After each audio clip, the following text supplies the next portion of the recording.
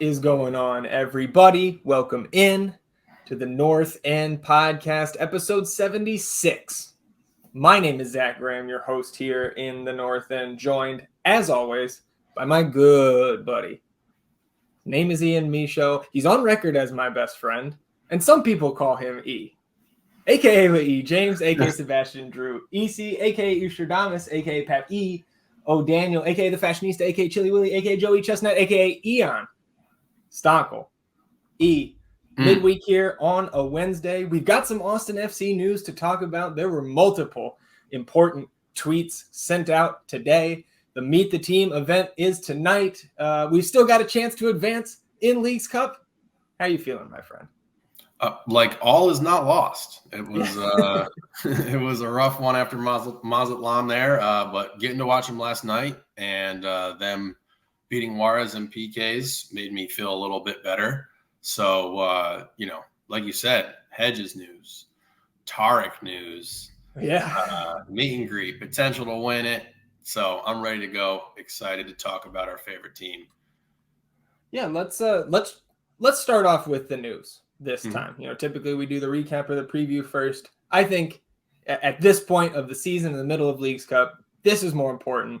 We'll start with Tarek, right? As we thought, as had been widely speculated, especially after he unfollowed the club on his social medias Sunday evening. Amro Tarek was released by the club this morning, Austin FC, exercising their annual buyout. So a very short press release, one paragraph, 2 sentences. Austin FC announced today that the club has waived and exercised a buyout of a guaranteed contract on defender Amro Tarek. Tarek will no longer occupy a senior roster spot or count against the club's 2023 salary budget. It feels like a little bit of a dig there that he will no longer occupy a senior roster spot, which is about all he did in his tenure here. I mean, obviously not a ton of thoughts here, right? Just the move we've been waiting for. The one we've been waiting for, the one we expected, and happy it's done. What does it open up? $285K?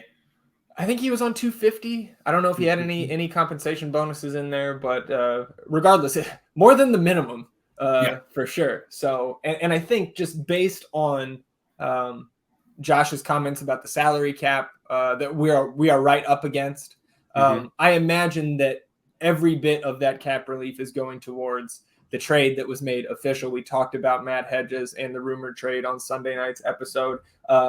Shortly after the Tarek announcement, you get green smoke from, or I guess I should just get my verbiage down here correctly, Verde smoke from Uncle Tony. And then a few hours later, the club making the announcement with the press release that Matt Hedges was acquired via trade with Toronto FC.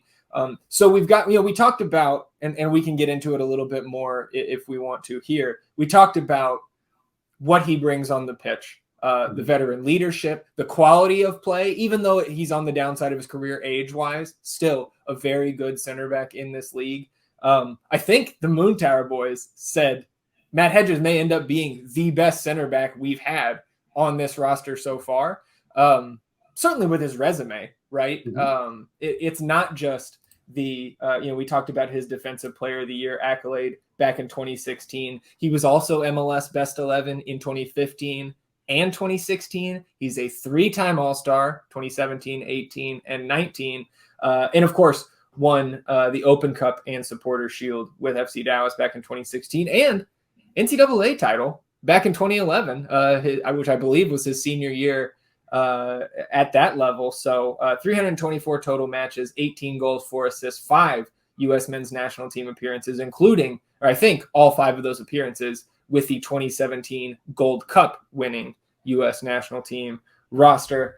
So I guess I will continue to just word vomit towards you here before I finish up, because the text in this press release about what the actual trade was is very, very interesting. And I think important going forward, because I guess let's talk about this first. On Extra Time on Monday, they were discussing this move. They had Tommy Scoops. Tom Bogert was on the Extra Time episode. So a lot of talk about Leagues Cup, of course, and Messi's debut, which was fantastic. And we can talk a little bit about his second game because that was equally as cool in my eyes. But they did talk about this Matt Hedges rumored trade, and they discussed the 2 option years, right? 25 and 26. We talked about that contract he had signed with Toronto. What they said on the pod was that those options were not team options, that they were actually auto triggers based on, I think, personal availability and the like. So that, like, to me, that was maybe not a red flag, but it raised my eyebrows because we want this guy to be appearing a lot over the next year and a half throughout the rest of his deal. But if that was going to automatically put him on our books for that nearly $800K number 2 years from now, I had some questions about that. Like when we found that out, what did that make you any less excited for it? Or again, maybe just concerned like I was? I don't know. That was my take from it. No, not really. I mean, this is a 10-10 for me. Like this is a slam dunk. This is an A+. You know, you get this automatic filler that you can put into our depleted back line. It opens up all kinds of different roster variations. We can move Alex up now. We can rotate between, once Leo gets healthy, you know, the 3 of Leo, Julio, and now Hedges.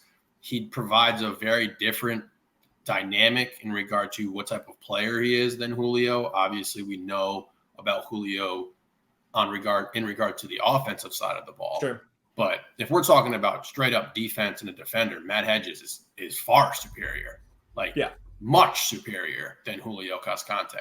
And everything that Julio brings to the table in regard to his line breaking passes, his ability to hit people in stride, like nice passes, good in the air, the way he generates goals for us, even with some assists, like you have that now, you have that component, and that's a nice thing to be able to bring on the pitch if you start 2 other guys, or vice versa with Matt Hedges. You get a lead with Julio, and then you can bring Hedges in. So I think it's a great move. It's an A+ for me. In regard to the automatic triggers for the options, I assume that those were put in place by Toronto because they knew they were signing a bit of an older guy and they wanted to get the most availability out of him. So, but if he's playing, man, and he's playing at a above average center back starting level, I don't see how you can be mad with him on the books for $800K. I really just don't see how I could be upset about that because, I mean, like you said, it only triggers if he's healthy and he's playing. And I don't know if any sort of stats are involved like they do with some other contracts in NBA or NFL, but no, I'm not worried about it.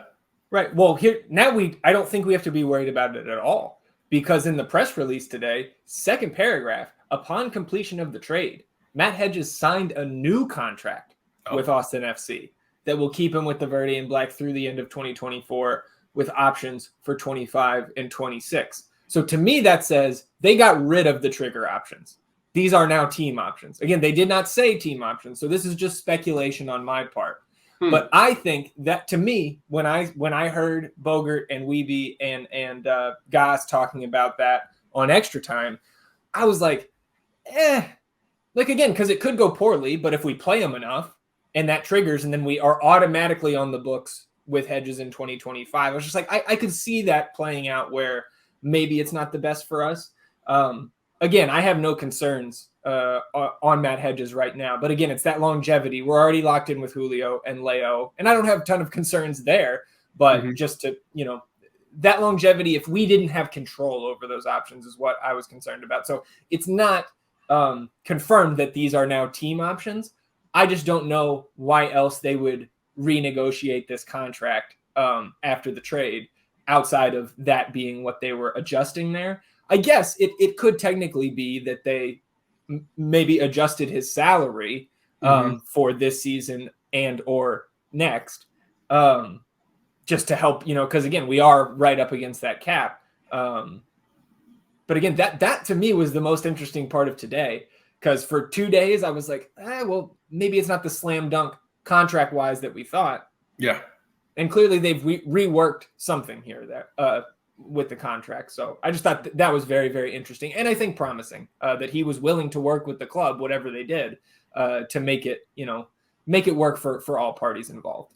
Yeah, I think that's interesting as well. I mean, the only thing I'm frustrated with is apparently everyone else has to adhere to salary cap rules, and you can just sign whoever the fuck you want in Miami. Yeah. Well, we can talk Miami here, or we'll touch on Miami in a little bit. But in terms of the compensation going back to Toronto, it was confirmed.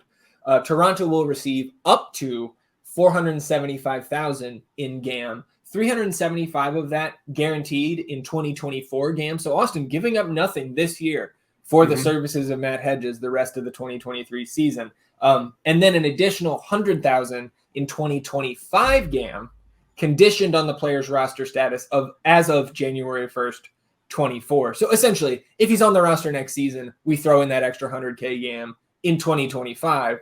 So again, I am waiting for some nerd to make the GAM TAM registry where we can track all of this easier. But even less than the 500K that Tom Bogert had initially reported. So I don't think anything out of the last 3 days has made me come down off the. I guess we're in lockstep. I think it's a 10 out of 10 move on paper. Absolutely. Look, it must have been some really interesting discussions in regard to this move, because he had to get out of Toronto, so they didn't really have shit for leverage. They had him locked up for several years. He doesn't want to play for him, right? So I don't understand. It would just have been cool to see the process there and how this deal actually came to form itself, and everything that went into it. And now you see this new contract that you talked about here negotiated. It'd be great to see more on it. Yeah, right. I think that's all we're going to get for now. I think that's all we're going to get as well. But I think the fact that he agreed to a new contract or whatever they reworked, I imagine it's in favor of the club. But we'll see. Maybe end of 2024 season comes around and they're like, oh, auto trigger Matt Hedges contract for next year. We'll see. Yeah. And look, man, if hopefully we don't bow out of this tournament on Saturday. Yeah. But if we do, he's playing the next game, because we wouldn't be playing until, what was it, August 21st? August 20th is at St. Louis. So he would be acclimated by then. You would think. And speaking of getting acclimated, the club about an hour ago, and we're recording this right almost 4 p.m. here on Wednesday. An hour ago, the club tweeted out a video of Matt Hedges looking like he's at the Performance Center nice. In the background there. And then shout out to Logan in LDR for the social media detective work. Went to Matt Hedges' wife's Instagram, and on her story, she kind of hints at that he is already in Austin. So I think we can have a conversation about when does he start in the league. But my question is, and I searched a little bit, couldn't find anything. Leagues Cup trying to fit that MLS mold of just not having all the information readily available. I don't know if you can kind of revamp your roster for Leagues Cup between group stage and knockout play. If you can do that, I expect Matt Hedges to be added to this Leagues Cup roster. Since we have 2 open spots, we only have 28 of the potential 30 you can list. So maybe we see him if Austin makes it out of the group. I don't know. That's speculation. Let's speculate a little bit more on games that we know are going to happen. St. Louis on the road, August 20th. Next game at FC Dallas, August 26th. I think, and Brad on Twitter said he's pretty certain, just in his opinion, that Hedges will be starting against St. Louis. And I think he's probably right. But if we're just looking at narrative street here, I want Kip Keller to start and score against St. Louis. And then I want Matt Hedges to start and score against FC Frisco. But I think Brad is probably right. The fact that Hedges is here, that game is, 3.5 weeks from now, thereabouts. You would think Matt Hedges, who's already in shape, who's a 11 or 12-year veteran of the league, you'd think he would be ready, right? 100%. I think he's going to be ready to go. And he probably does start. Look, we got a brutal stretch coming out of the break here. Yeah, almost all the way till the finish line. In St. Louis, in Dallas, and then LAFC, right? LAFC is very late in the season. I want to say they're the penultimate game. I think it's home LAFC is the second to last game, and then we finish decision day in San Jose, which does not make me feel good either. Let's just take a second here. St. Louis, then Dallas. Then we will host Seattle to close out the month of August. Double game week there, Dallas, Seattle, then at New England that Saturday. Then we get a 2-week break, and we're home for Portland. Then that Wednesday, so another double game week there coming out of that short break at Red Bulls. That's going to be a crazy game no matter what. Then we host the Galaxy that weekend. Then at Colorado, despite their place in the table, it's always tough to go up there. Then you're home DC, home LAFC, and you finish on the road in San Jose. So again, it's not an easy slate coming out of the Leagues Cup break. No, it is not. That is going to be a very interesting stretch. We can really solidify our position going forward if we can get some good results versus those top Western Conference clubs there. Or we could be fighting ourselves back and looking on the, from the outside in at the playoffs. So it's going to be interesting, but we'll cross that bridge when we get there. Yeah, no doubt. Let's see. I think I just got, I know this is not going to play very well for anybody listening to this since it will be posted after, but we just got the email for where the players are in the Meet the Team event tonight. So, all right, very good. Driussi is there. That's who I'm going after, man. I'm getting in that line first. I want that sub autograph, on the jersey that I'm trying to build there. So I'll take a closer look at that here in a little bit. Let's jump into the FC Juarez preview because Juarez and Mazatlan played last night at Q2. I think it was 208 fans, I think was the official count. Just wild to see that stadium so empty for these games. Yeah, I wanted to go. I like watching it because I watched it on TV. I watched most of the game on TV, and I was like, damn, we should have just gone in for $5 and then sat right on the field. You could sit in the first row. Almost all. I mean, I think they only had the north and the east stands open, which makes sense. But man, could they have not given those tickets away to season ticket holders? Like, I just feel like there would have been maybe 2,000 people instead of 200 there. Created a little bit more of an atmosphere. But I think this is example A for why there needs to be games south of the border in this tournament. Absolutely. I mean, one of many examples of why for sure. Games on the south of the border here. For sure. So let's talk a little bit about Juarez. They did draw Mazatlan, and then Mazatlan wins the shootout. So Mazatlan wins the group. But at the end of the day, if Juarez would have won, we would have had a shot. If they would have won outright, right, in regulation, Austin would have had a shot to win the group. But they would have had to do some serious goal scoring on Saturday. The easier path just to advancing. I know it's not going to be the best matchup if they do advance, but the easier path was exactly what played out last night, because with Juarez only getting that single point, Austin FC will advance with a win in regulation, of course, or a win in the shootout in the case of a draw after 90 minutes. So I think in terms of just our entertainment for this one game coming up on Saturday, the fact that we only have to win, whether it's shootout or regulation, I think it's going to make for a better environment, and maybe just a better environment for my own psyche. Like not having to sit there if we can't celebrate the first 2 goals because we need 3 or what have you. So I guess any takeaways from last night, because you and I both watched that match. I mean, obviously, our takeaways from last night are just in general to how we can move forward here. I bet either. Don't tell me what to do. So yeah, I mean, honestly, is that Miami matchup that much better at this point? Right? Like, I think you might have an easier path going through LAFC. These dudes are on fire right now. From watching that game last night, look, man, Mazatlan, they earned their right to win this group. They outplayed us. They played a tough Juarez team, very tough. Obviously, they adjusted their strategy a bit after they got the equalizer in the second half. But I mean, Juarez scored on an own goal, and it wasn't like they completely dominated that game by any stretch of the imagination. And Mazatlan had a few very interesting chances at the end there that they just didn't capitalize on, where Juarez was stretched and was like pushing for a goal. Mm-hmm. So you look at those two teams, what happened versus Mazatlan happened. Juarez is coming in, and we just got to get the job done. And this is a team, again, that we can beat if we're healthy.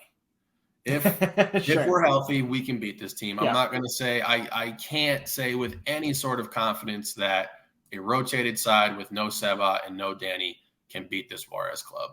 I don't think that's possible. It would take a Herculean effort. And now Juarez is up against the wall as well, and they don't want to bow out early against a Mazatlan team that they're much better than in Liga MX. So it's going to be an interesting game. Really, the only thing that it hinges on is the health of Seba and Danny. And again, I am of the camp that if they're not 105%, you can't play them. And before this tournament started, I was very much interested and very much intrigued in this tournament. I still am. But I'm trying to just view it from a bird's eye view and looking at this team as a whole and where we're going forward. Now, if you advance in this tournament, you're still going to get some time to heal up. But I just don't want to be playing the catch-up game with either of those guys in regards to their health. So once we get the news about how they're feeling, I trust the performance staff. I trust that the coaches are going to make the right decision here. I don't think Josh Wolf's job hinges on how well he, hangs in the balance between how well he does, how well we do in this Leagues Cup matchup. So for me, it comes down to what Seba and what Danny look like. And there were some good picks in Seba in training today, it looked like. And Danny. So we talk about that in a second. Let's take just a quick little dive into FC Juarez and what they're all about. Another young team, not quite as young as us and Mazatlan, but founded in 2015 by a binational group of 6 families. So you got 2 families from El Paso, and you've got 4 families from Ciudad Juarez. That's awesome. It's one of the few clubs in Mexican football with foreign investors. So I thought that was a little bit interesting as we try to learn some more about, the clubs south of the border. There was a previous Liga MX franchise in Juarez that was relegated and then later disbanded in 2012, which kind of paved the way, I think, for those that investment group to come in here and found FC Juarez. And Juarez began play in Ascenso MX, which I think is the terrible pronunciation, but it's the 2nd division of Mexican football. And then the team was promoted to Liga MX and this is really a little bit confusing to me. They were promoted to the 1st division when their owners purchased the team Lobos, BUAP, BUAP, which stands for Benemérita Universidad Autónoma de Puebla. And so I had to do a little bit of digging there. That is the oldest and largest university in Puebla. And so apparently this team Lobos was representing the university in Liga MX. So again, I didn't really have the time to dive into what all that meant. I thought that was really an interesting affiliation there in terms of a professional league with a university there in Puebla. But so ultimately, FC Juarez replaced Lobos in Liga MX. And I think there has been further history with Lobos. I think a rebranding. I think I saw a little blurb about they actually went to court with Liga MX, I think, over this entire situation.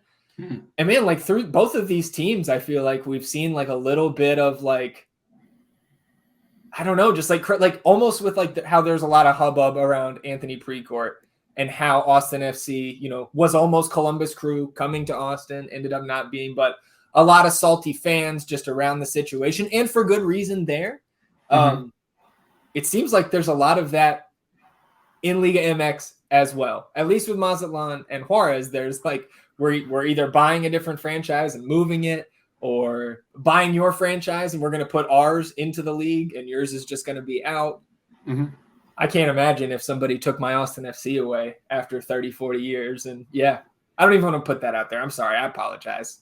Strike that from the record.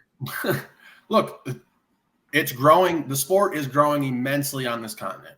Mm-hmm. So this is a league that is also expanding. I imagine that this is part of the reason, one of the reasons why Leagues Cup came about. Both of these leagues are trying to establish themselves more so on this continent and take away the fans who just watch EPL. You know, you want to get them into these leagues. So I get that. And, you know, what are you going to do with older clubs in smaller cities that maybe or may not be performing properly? You're going to move them somewhere as big. You're going to try. It's a business for, you know, I mean, these people made investments to move this club where they want it to be. So the parallels are there between these leagues. And that's part of the reason why I was really excited about this cup, was because, you know, we can foster a nice little rivalry here between some clubs that want to establish themselves, like us, who are new, brand new, your Mazatlans, your FC Juarez. So it's interesting to see, and I'm all for it. We just got to keep expanding the sport and growing it here, and it looks like that's what Liga MX is doing.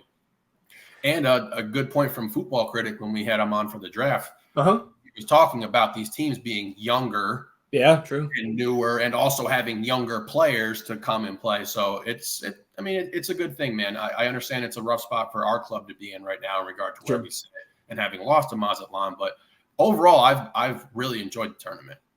Absolutely. And I definitely want to kind of talk about some of the other results, not just Messi, that we've seen so far, because it has been a blast to watch on Apple TV. And like, speaking of those rivalries, like apparently FC Juarez has a somewhat friendly rivalry there with El Paso Locomotive, right? Our USL buddies out there.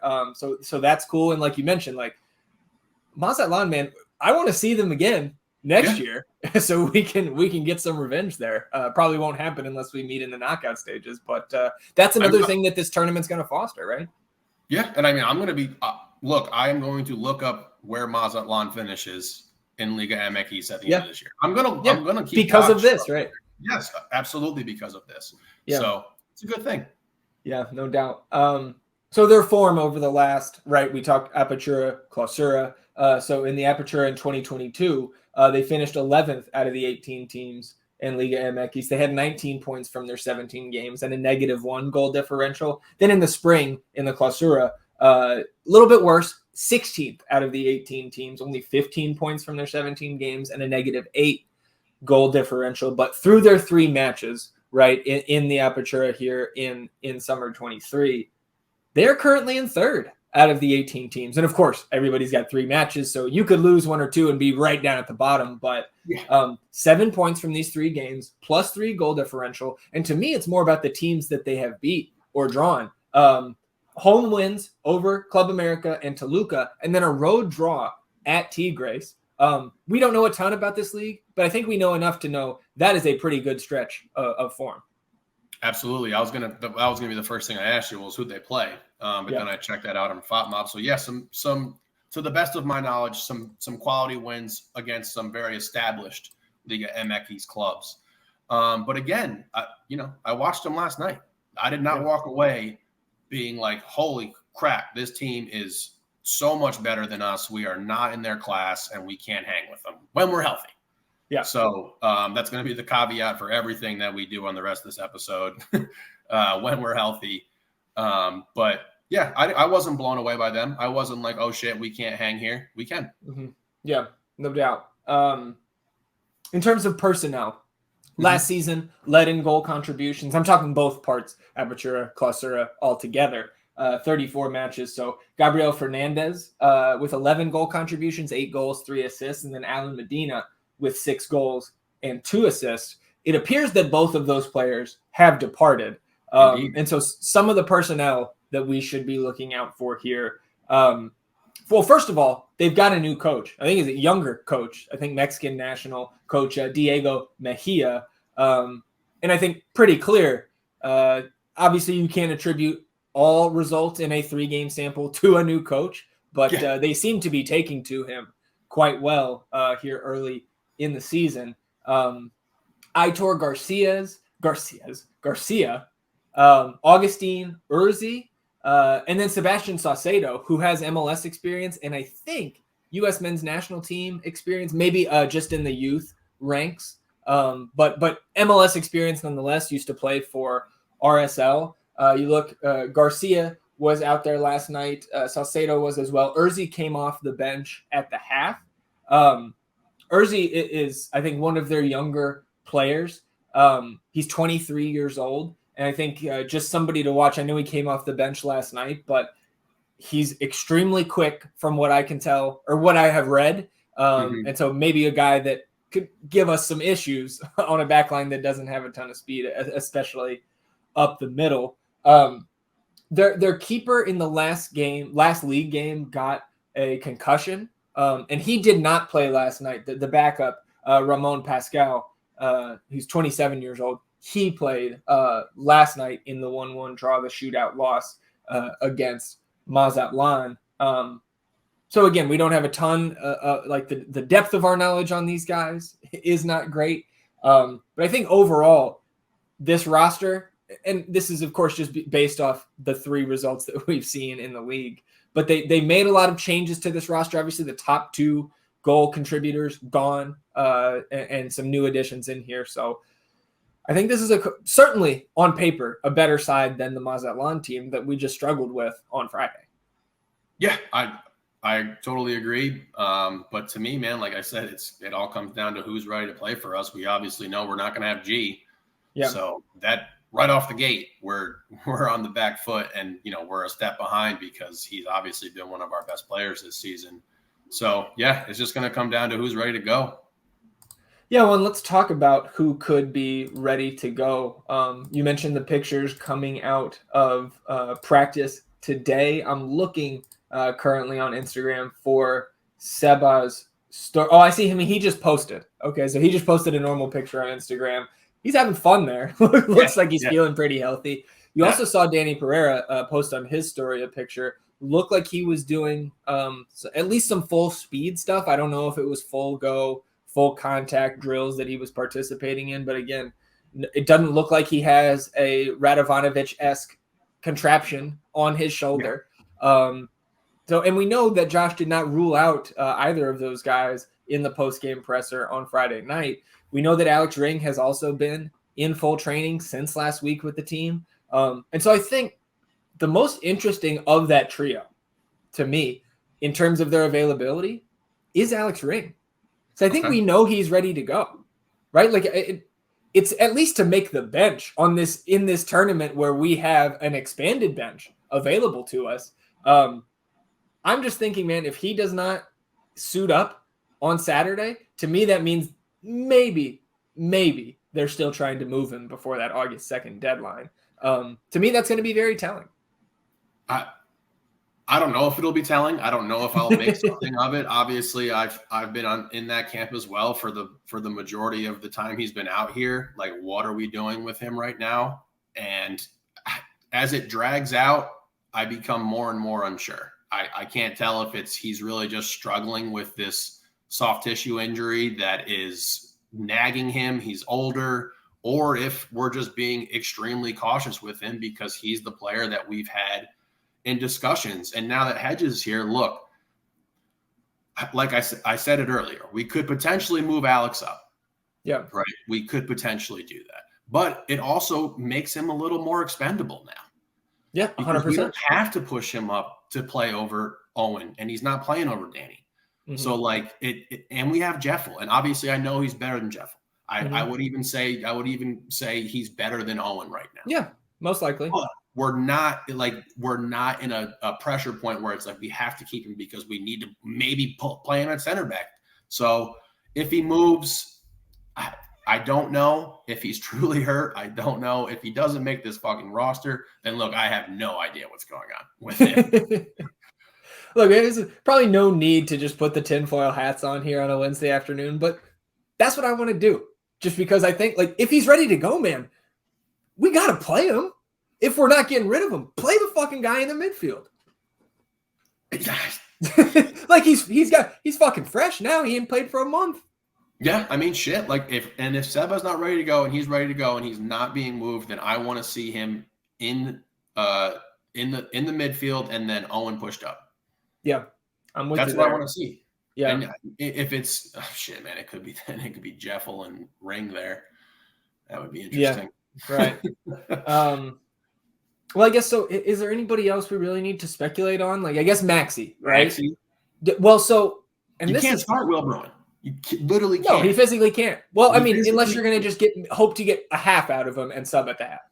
You can't get a half out of him. We know you can't get a half out of him, and it's going to be 104. I think you could get a half out of him. I just think you get 20 minutes of good Will Bruin, and then it might trail off. But we'll see, man. We know we know.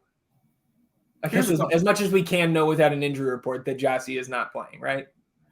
He's not fucking playing, right? No way. But so when Josh, yeah, go ahead. CJ is better than Hector Jimenez. Yeah, I agree. Like if this is a situation like where we have to just get creative and play somebody up front, fuck it. Like you got to try something here because like CJ is more talented than. We could make a list here. Yeah, we could make a list. Do you want to make a list here? I don't know. I don't know if I want to like. He's just better than players that we actually play. Sure. Like get on the pitch. He is better than players that we have on this club. So I don't know what to think of the Maxey situation because what Coach said the other day, he said he's wearing down. I just don't know how he could be. Did you see what Maxey said? No. Maxey, cool. So because Coach said he was like basically pointed to Maxey may have like a little bit of a groin issue, and then I think it was Richie that asked him, but I think I saw Michelle was the one who posted the video of Maxey being like, I think he said no say, he said I don't know why I came out, I'm not injured. Yeah, so look, man, nobody ever wants to come out, right? We've established that before. Players at this level never want to come out of the game. I don't know, man. I don't know why Josh is making up an injury for him, covering. I mean, I don't know. Both of us thought that he was coming out just because he wasn't very good on the night. That's what he must have meant by wearing down. Sure. Right? Because he didn't say he's wearing down because of his groin. Yeah. Maybe he's just dealing. Well, so, man, at the end, he said something about, like, he's got a little bit of a groin or something like that. Did he say groin? I thought he said something. Adductor. Fuck, man. I don't know. I mean, he could just be dealing with lingering issues that he can play through. Like, right? Like he could be playing somewhat hurt. He's an older guy. Like he could be playing somewhat hurt. But for him to say wearing down, I'm just going to have to speculate now that he just meant that he wasn't doing shit on the pitch, which he was not doing shit on the pitch during that last game. I agree. Let's just get to our lineup predictions here. Our lineup desires. I'll start this time. Yeah. Go ahead. So I think you got Kip and Julio as the center back pairing. Johnny's going to get back in there on the left. Nick on the right. Fuck, man, this is going to be my lineup desire. I'm going to say these guys are ready to go. They're cleared by the medical staff, and they're going to play. Danny and Alex Ring in the defensive midfield. Okay. I'm going to say Seba. Fuck. I'm going to say they're all ready to go. Seba at the 10, Diego on the left, Ethan on the right, and I'm just Maxey up top. We'll run Maxey out there, and we'll see what happens after that, whether it's Will Bruin coming on late, maybe CJ gets a turn up there. Maybe this is the game where you push Seba up to the 9. Again, I don't have a ton of confidence. That's a cop-out. What? That's a cop-out. Okay, now do your lineup if Seba and Danny can't go. Okay. Because, of course they're playing if they play. They're going to start. Okay. Backline the same. Okay. Johan, Alex Ring. Can I say Alex Ring is healthy? I mean, we know he's healthy. I'm saying he's active. You can say whatever you want. Okay. Alex Ring at the 8. Seba, Diego on the left, Finley on the right, Maxey up top. Oh wait, Seba not playing. Owen at the 10. I'm still with that. I would rather see Owen at the 10, especially if he's got Alex behind him now with Johan. Owen at the 10 and keep Diego on the left, and Maxey up top. I like that. Okay, what do you got? I'm on board with that. If Seba and Danny are playing, obviously Seba and Danny are healthy. They're obviously that you slot them in. If Alex is ready to go, you can slot him in over Owen. Mm-hmm. So, like I said before, it all comes down to the health of this club. I'm just interested to see what happens at the 9, really, because I'm just moving forward with worst case scenario, and Seba and Danny are just not ready to go. Sure. Now, how would you feel about if Seba is not ready to go, playing Owen on the wing and letting Diego be the 10? Because we played Owen on the wing before. So Owen on the left wing, though? I'm not saying that like he can't do it. Yeah. But we saw him on the right last year, correct? And I think maybe some of that was because Diego's on the left. Yeah. So maybe. I just don't know at that point, why don't we put Owen at the 10 and Diego in his favorite position? And I guess I'm saying Diego's favorite position, like we know he likes the left, but maybe he likes playing the 10 too. I would imagine that he also enjoys playing the 10. Sure. It's a very vocal point of any offense. You get to do a lot of stuff. Diego enjoys playing the 10. Okay. Well, we'll see. So that's your final lineup answer is assuming Seba and Danny are out, you're with me on that same 11. Yep. And Alex healthy, you get Johan there with Alex, Owen Owen at the 10, Diego on the left wing. All right. Maxey up front. Well, let's finish it up. Score predictions. I know you may not feel good about this one. I saw that face, but I know you're predicting. I know you're predicting a win here. How much is Austin FC beating FC Juarez by on Saturday? Well, look, I'm just gonna have to just lean into it now. I'm just I'm not even gonna fall into it. No, because like this would be the game where I would be like, this might be the one. Yeah. I say we score first, get us on the board 1-0. They then have to really come out and press, and we beat them 3-1. 3-1. Okay. Falling into it. Just falling into there. I like it. Fuck it. God, I don't know if I'm just in a good mood today because we got the Hedges trade done. Tarek is out. We got happy pictures from practice today. I was really coming into this thinking, this morning at least, that I was going to be predicting a loss here. But I got good vibes. I don't know if I can go 3-1. I'm going to go 2-2 and a shootout win. Okay. Austin FC advances. And of course, the winner of this game in regulation or in the shootout will travel to Los Angeles to play LAFC in the round of 32. That much we know.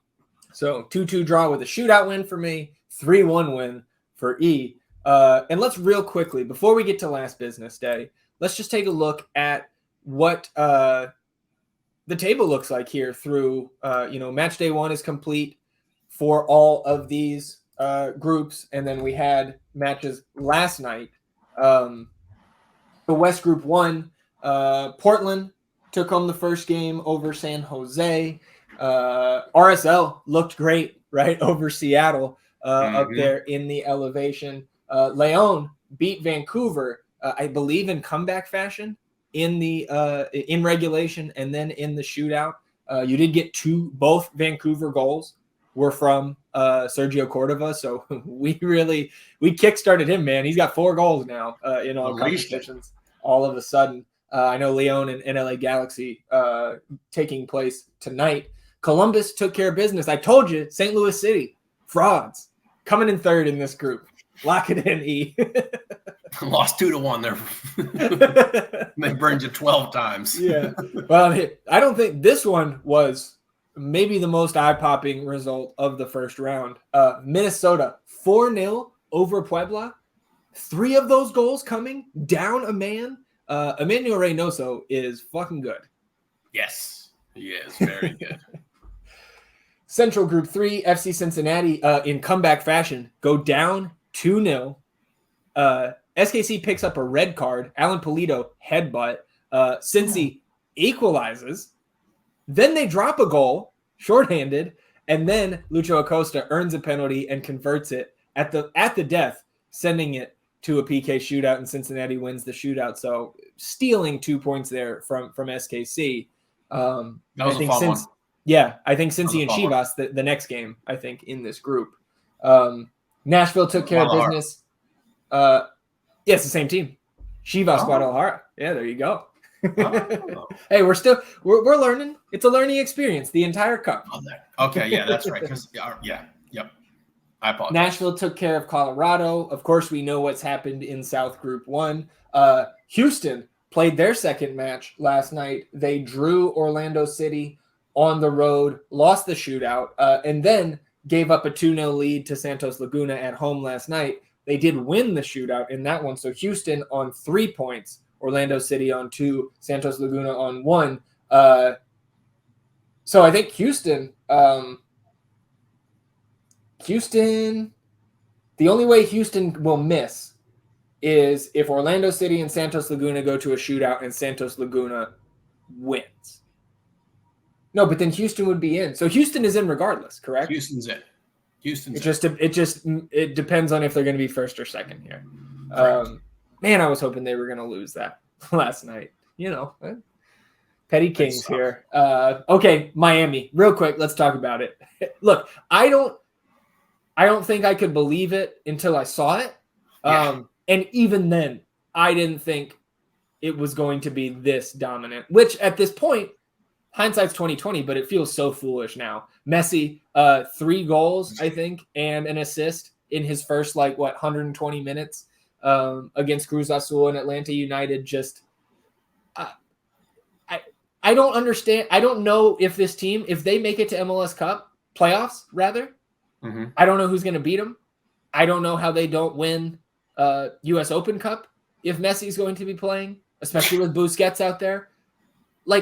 You could put us out on the field there, and I think they would still maybe be favorites in some of these games. It was terrifying to watch them play last night. It was horrifying. Who was it? Twellman on the call? Yeah. And he's saying how Atlanta had controlled Messi in the first 10 minutes of this game. And it's no, man. Did you watch the World Cup? He just figures out, he just waits around for 10 minutes, figures out how you're going to mark him, and then he just destroys you. And he literally just destroyed them with ease. All of their players are just so juiced up to be playing with him. They're all playing out of their minds, and they're going to get all kinds of wonderful passes, open looks. There's going to be open guys because you got to have people on Messi as much as possible. So, man, it's quite scary. And look, Atlanta's no slouch.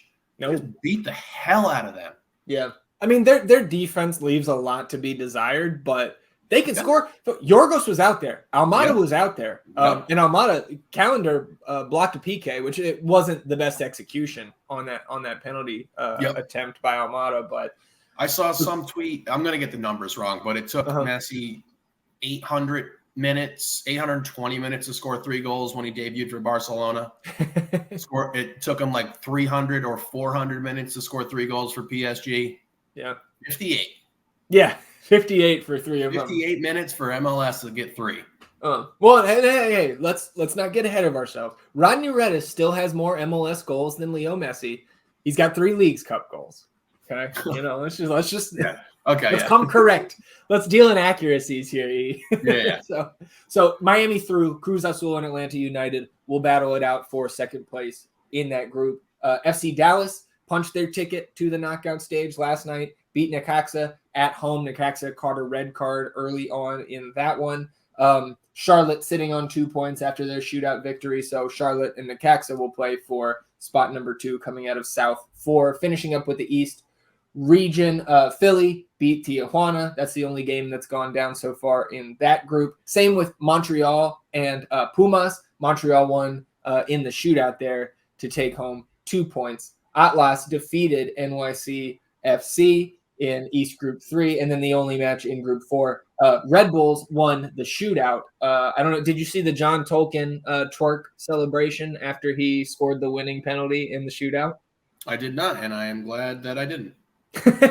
So Revolution on 1 point there. And a lot of action coming tonight. Before we get to some of the betting picks here for Leagues Cup, let's talk last business day real quick. LA Galaxy 2 coming to the pitch on Sunday to take on FCito. We know that Galaxy 2, both LA teams, some of the lower quality sides in this Western Conference in Next Pro. And I don't think, especially for LAFC 2, I don't think it's the lack of quality. It's that a lot of their guys that are that young are on first team deals and have been up with the team throughout this year. But Galaxy 2, 18 matches played so far, a negative 15 goal differential. For reference, Austin, positive 15, 20 points from their 18 matches so far. But these teams did meet earlier this season, back on April 23rd.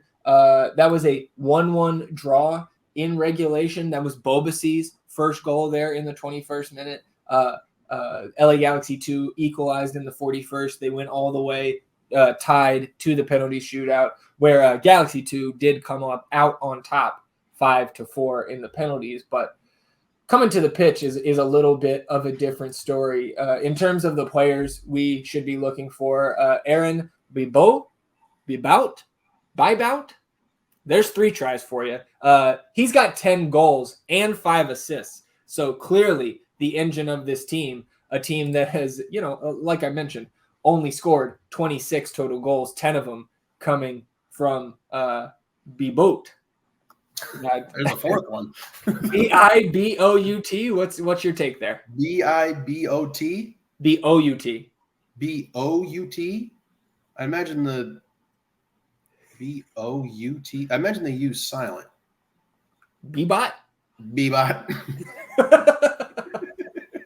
Bbot is somebody to look out for, to be sure. Let me see if I can find his jersey number just for our reference. I think if I pull up one of the recent games here, 73 for Bbot. Playing up top, looks like he's their striker and certainly getting it done up front. But LAFC 2 having trouble on the defensive side of the ball. They have given up this is second to worst in Next Pro. Inter Miami 2, the only worst team in terms of goals given up. 41 goals given up here by Galaxy 2.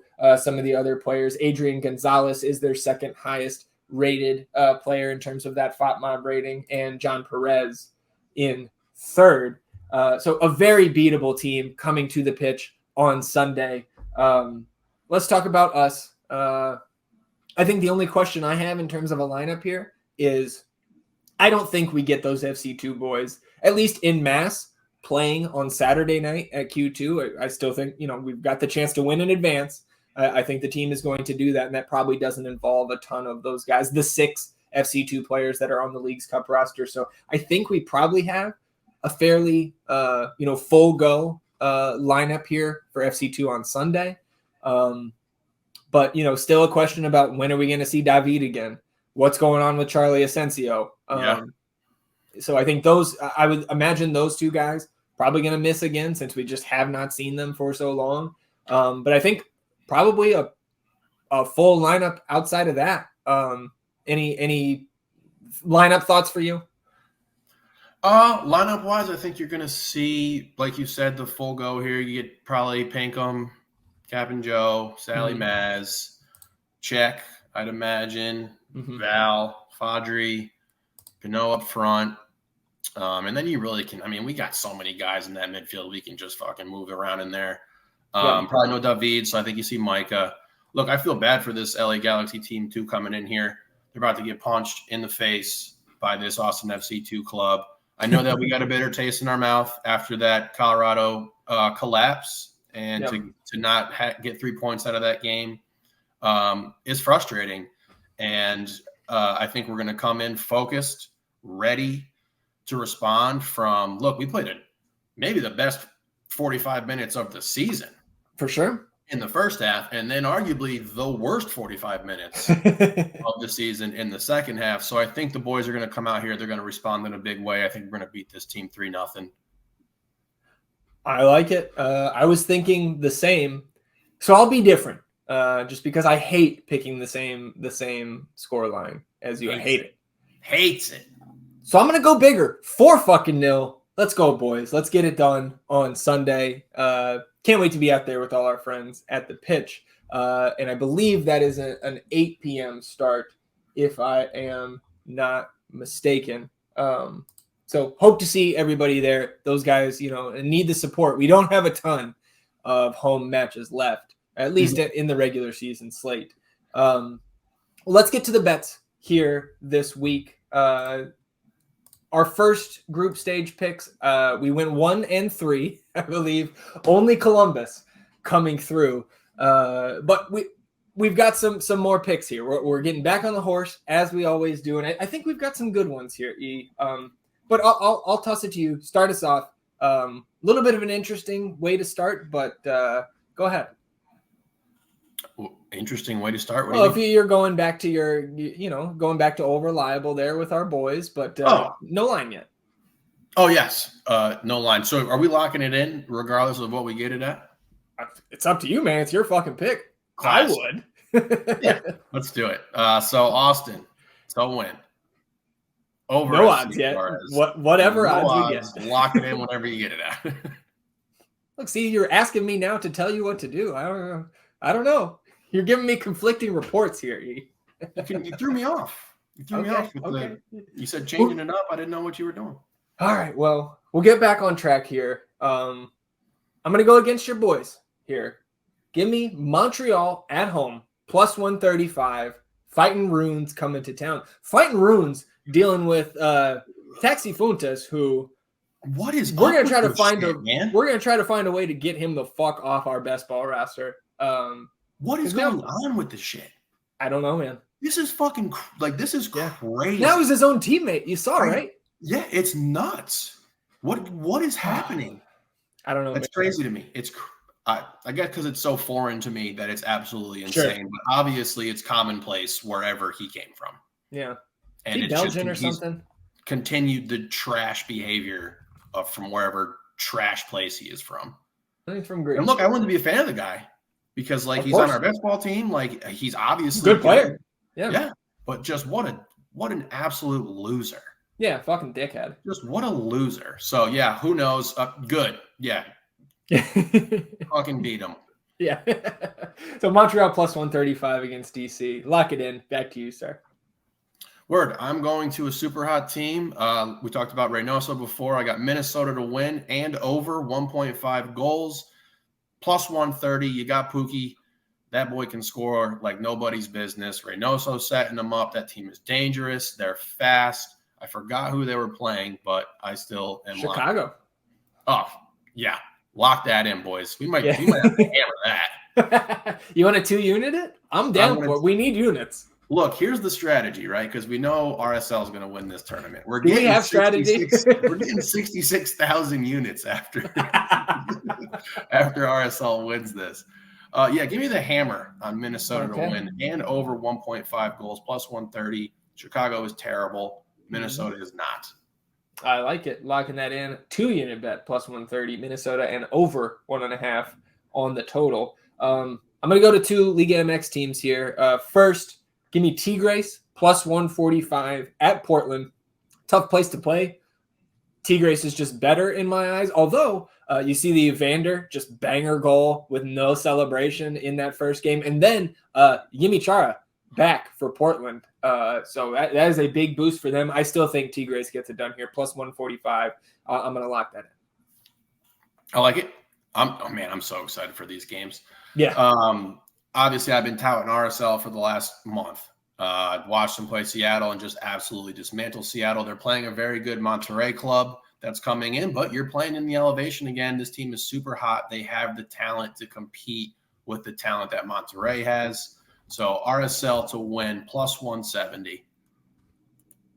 Locking that in. I was just looking because there are some stadiums in Mexico that are at some significant elevation. I don't believe Monterrey's is one of them. I don't have my topographical map with me right now, but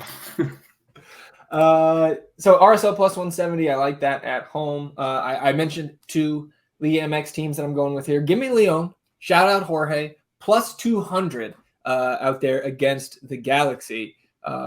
I just think those odds are way too high for a team that's the fucking CCL champs.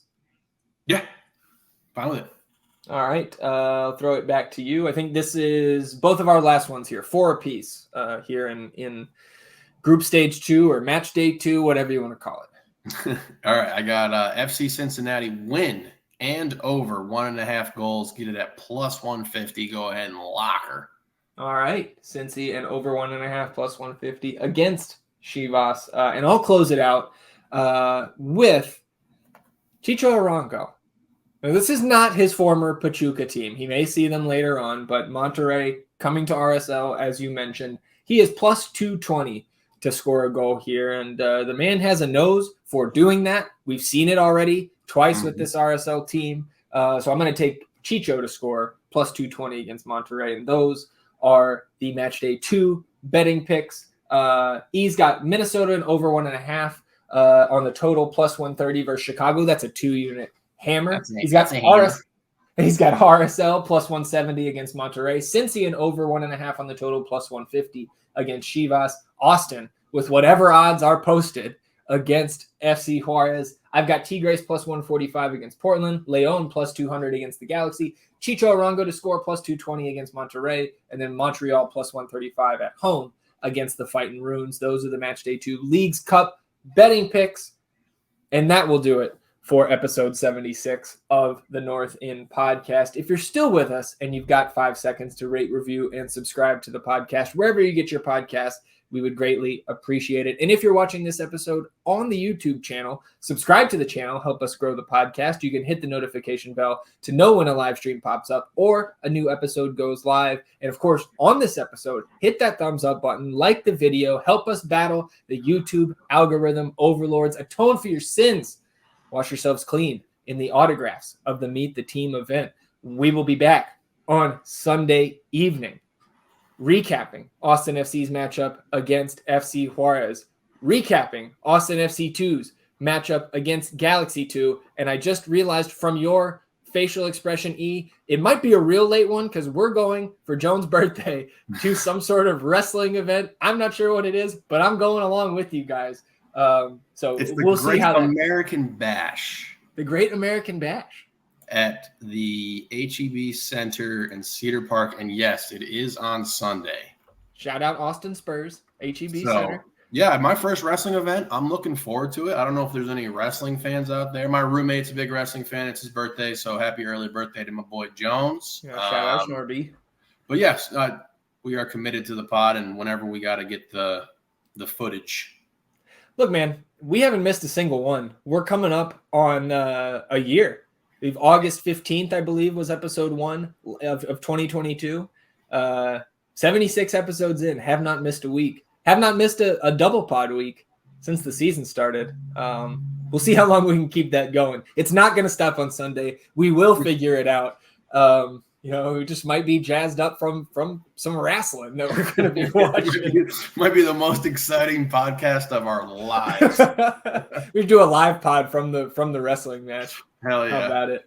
All right, everybody. Appreciate you tuning in, sticking with us here on episode 76. Enjoy the rest of your week. Enjoy the Meet the Team event if you're headed out there here on Wednesday night. And we'll see everybody at Q2 on Saturday. Until then, he's E. I'm Zach. Vamos Austin FC, everybody. Goodbye.